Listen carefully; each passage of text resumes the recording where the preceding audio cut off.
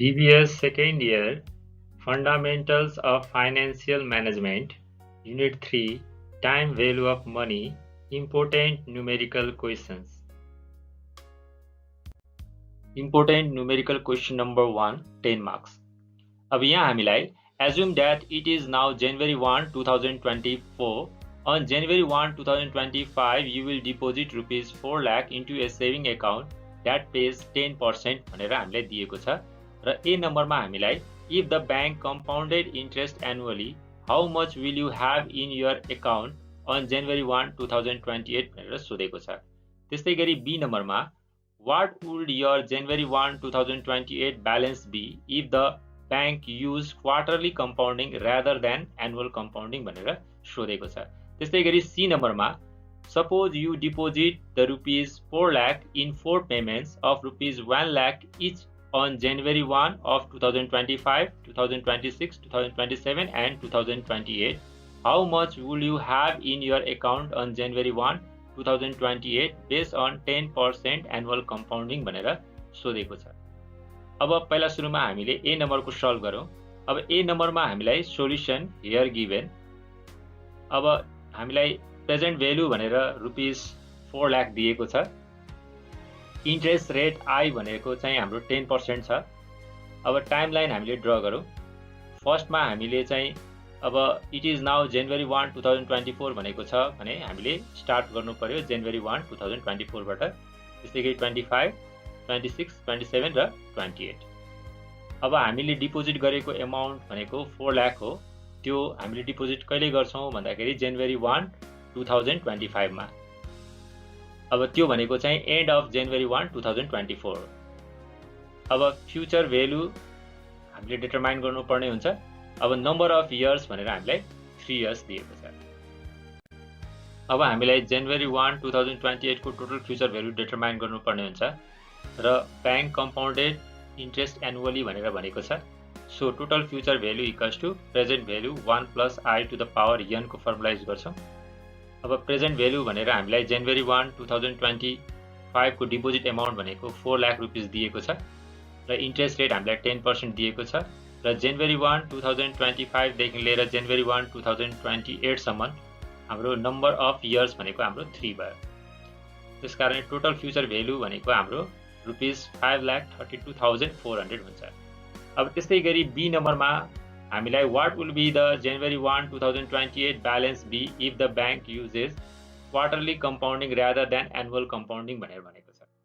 So for quarterly compounding number of compounding period भनेको हाम्रो m equals to 4 हुन्छ। अनि त्यस्तै गरी सेम फर्मुला हामी युज गर्छौं।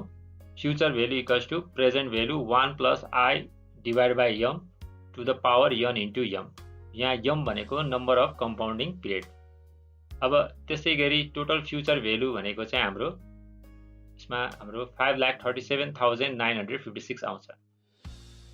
अब सी नम्बरमा हामीलाई suppose you deposit rupees 4 lakh in 4 payments of rupees 1 lakh each on January 1 of 2025, 2026, 2027 and 2028 भनेर भनेको छ र how much will you have in your account on January 1, 2028 based on 10% annual compounding भनेर सोधेको छ।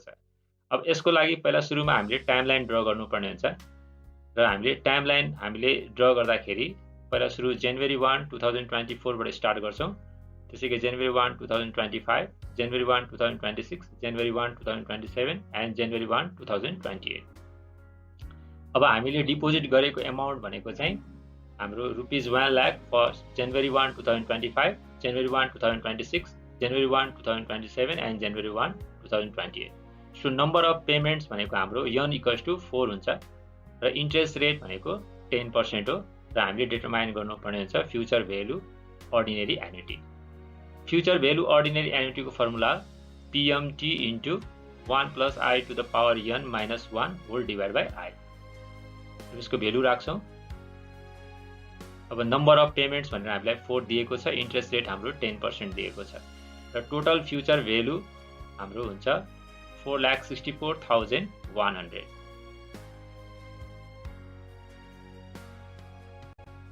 Important numerical question number 2, 2 marks. अब यो हाम्रो ब्रिफ क्वेसन हो। अब यसमा हामीलाई Nepal Bank Limited pays 6% interest on its saving deposit, what is the effective interest rate if it is compounded quarterly भनेर हामीलाई सोधेको छ। अब पहिला सुरुमा हामीले सोल्युसन हियर गिभन भनेर लेखौँ। अब एनुअल इन्ट्रेस्ट रेट भनेर हामीलाई 6% दिएको छ। For quarterly compounding number of compounding period equals to 4। अब हामीले इफेक्टिभ इन्ट्रेस्ट रेटको फर्मुला युज गर्छौँ। Effective annual interest rate equals to 1 plus I by M to the power M minus 1। अब यसको भेल्यु राखौँ। इन्ट्रेस्ट रेट भनेको हाम्रो 6% हो र नम्बर अफ कम्पाउन्डिङ पिरियड भनेको 4 हो। So total effective interest rate भनेको हाम्रो 6.14% आउँछ। Therefore the effective interest rate for quarterly compounding is 6.14% भनेर हामीले फाइनली डिसिजन लेख्नुपर्ने हुन्छ। Important numerical question number 3, 2 marks. यो पनि हाम्रो ब्रिफ क्वेसन हो। यसमा हामीलाई how long will it take for ₹400 to grow to ₹1000 at the interest rate of 8% भनेर सोधेको छ। अब सोल्युसनमा हामीलाई यहाँ दिएको इन्फर्मेसन लेख्छौँ। प्रेजेन्ट भेल्यु दिएको छ ₹400, फ्युचर भेल्यु दिएको छ ₹1000 अनि इन्ट्रेस्ट रेट दिएको छ हामीलाई 8%। अब हामीलाई नम्बर अफ इयर्स डिटरमाइन गर्नुपर्ने हुन्छ। सो हामीले फ्युचर भेल्युको फर्मुला युज गर्छौँ। Total future value equals to present value 1 plus I to the power N. अब फ्युचर भेल्यु दिएको छ ₹1000, प्रेजेन्ट भेल्यु दिएको छ ₹400 र इन्ट्रेस्ट रेट दिएको छ 8%। अब हामीले यनको भेल्यु डिटरमाइन गर्नुपर्ने हुन्छ। यसको लागि हामीले लग लिनुपर्ने हुन्छ, taking log on both side. So log 2.5 को भेल्यु हुन्छ 0.3979 र लग 1.08 को भेल्यु हुन्छ 0.0334। अब 0.3979 divide by 0.0334 equals to 11.91 years आउँछ।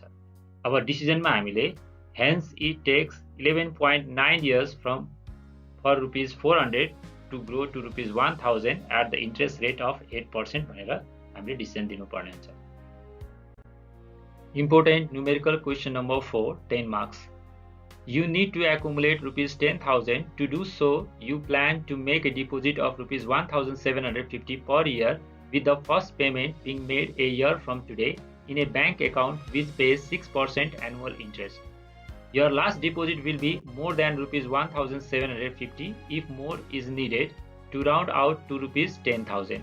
How many years will it take you to reach your goal of ₹10,000? And how large will the last deposit be भनेर question सोधेको छ। अब हामीले number of years required to reach goal of ₹10,000 हामीले determine गर्नुपर्ने हुन्छ र लास्ट डिपोजिटको टोटल भेल्यु डिटरमाइन गर्नुपर्ने हुन्छ। अब सोल्युसनमा here given future value of annuity दिएको छ हामीलाई ₹10,000, पिरियोडिक इक्वल पेमेन्ट दिएको छ 1,750 पर इयर अनि एनुअल इन्ट्रेस्ट रेट दिएको छ हामीलाई 6%।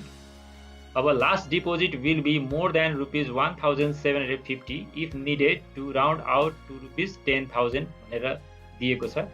नम्बर अफ इयर्स रिक्वायरमेन्ट हामीले डिटरमाइन गर्नुपर्ने हुन्छ। फर्स्टमा हामीले टाइमलाइन ड्र गर्नुपर्ने हुन्छ। अब टाइमलाइनमा हामीले 0, 1, 2, 3 ... अप टु n इयर्स हामीले राख्छौँ। अब इयर एन्ड पेमेन्ट भनेर हामीले PMT दिएको छ 1,750, इयर 2 को लागि पनि 1,750, इयर 3 को लागि 1,750 र n इयरको ₹1,750 प्लस एडिसनल एमाउन्ट हामीले त्यो डिटरमाइन गर्नुपर्ने हुन्छ र टोटल फ्युचर भेल्यु एन्युटी हाम्रो ₹10,000 दिएको छ। फर्स्टमा हामीले नम्बर अफ इयर्स डिटरमाइन गर्नुपर्ने हुन्छ। अब नम्बर अफ इयर्स डिटरमाइन गर्नको लागि फ्युचर भेल्यु अर्डिनरी एन्युटीको फर्मुला युज गर्छौँ। Future value ordinary annuity equals to PMT multiply 1 plus I to the power n minus 1 whole divide by I. अब future value दिएको छ हाम्रो ₹10,000, पिरियोडिक एनुअल पेमेन्ट दिएको छ 1,750 र एनुअल इन्ट्रेस्ट रेट दिएको छ 6%। अब यसलाई हामीले सल्भ गर्छौँ र हामीले लग युज गरेर n को भेल्यु डिटरमाइन गर्छौँ। अब लग 1.3428 को भेल्यु हुन्छ 0.128 र लग 1.06 को भेल्यु हुन्छ 0.02530। अब 0.128 लाई हामीले 0.02530 ले डिभाइड गरेर हामीले number of years equals to 5.05 years राख्छौं। अब डिसिजनमा हामीले however last deposit must be somewhat above rupees 1750 as the actual value of yen is slightly greater than 5 years भनेर डिसिजन दिन्छौं। अब हामीले amount of last deposit determine गर्नको लागि future value after fifth payment हामीले determine गर्छौं। future value after fifth payment equals to PMT multiply 1 plus I to the power n minus 1 whole divided by I। PMT दिएको छ 1750, annual interest rate हामीलाई दिएको छ 6% र n भनेको 5 years. अब यसको टोटल भेल्यु हुन्छ हाम्रो rupees 9864.75 which is lower than the required amount।